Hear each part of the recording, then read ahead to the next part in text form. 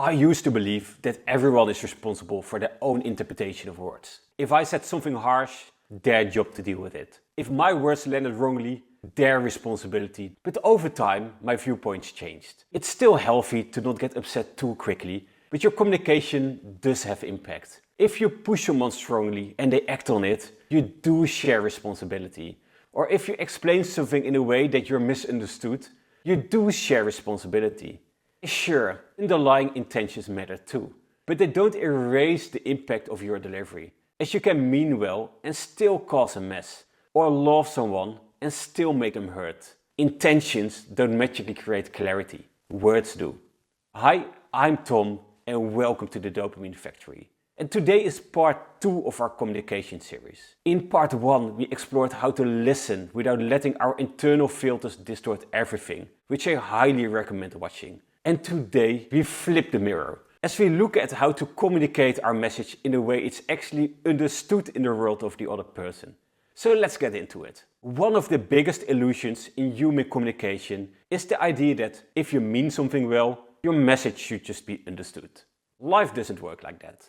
Something can be perfectly clear in your head and still be completely vague for someone else. For this there are multiple reasons. Firstly, you speak from your world, not theirs. Everything you say is filtered through your beliefs, your history, your assumptions, while the other person hears your words through their fears, memories and expectations. Secondly, tone matters too. Humans don't just listen to language. We read tone, body language, speed, volume, micro-expressions. All the tiny non-verbal hints of emotional truth that can be understood in endless different ways. Just take the words, yeah, what you want.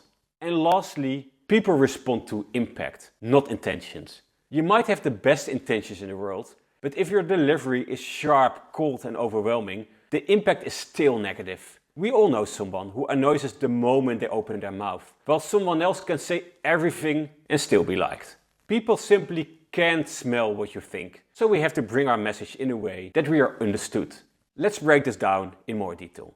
There are 2 dimensions that shape how your message lands. The clarity of the message, what you actually say, and the emotional safety of delivery, how you say it, your tone, timing, presence, energy, leading to 4 communication styles. The emotional bomber is when we speak in a way that's both unclear and unsafe, like you're lazy or you're a bad listener.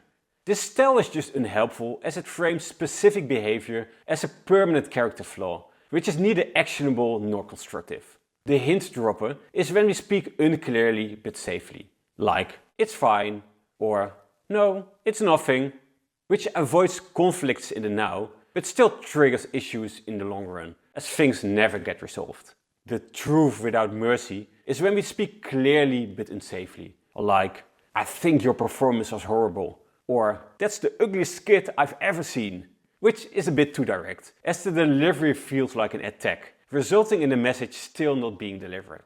And then lastly, the mindful communicator is when we speak clearly and safely, like when you walked past me without saying a word. I felt sad, as I want to feel seen. Can you please say hi next time? This is also known as non-violent communication, which should be a golden standard, as it gets you heard. And only when we make ourselves heard, intimacy has the chance to grow. To recap, communication is not just about expressing yourself, it's about expressing yourself in a way that the other person receives your words. Here are 3 ways to talk to be understood. Firstly, ask before you share. Before saying something important, check in. Is this a good moment to talk? Do you have time for a quick conversation? This simple question keeps the other person's nervous system open instead of pushing them into defense mode.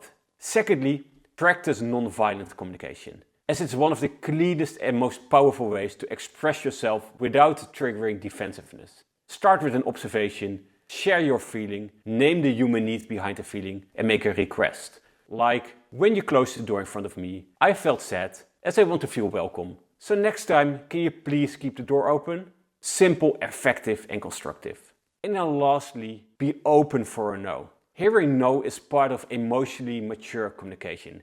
It's ultimately someone else's choice what they do with your words. It's however also your choice what to do next. So radically focus on good communication and then either accept the response or move on. But more often than not, if you communicate clearly and safely, you will be heard, conflicts will soften, and misunderstandings will dissolve, making you experience the real power of words.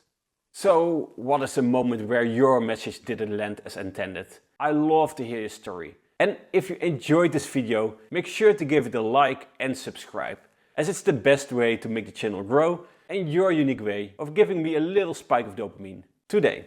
Thank you again for watching, and I love to see you in the next one. Much love, Tom.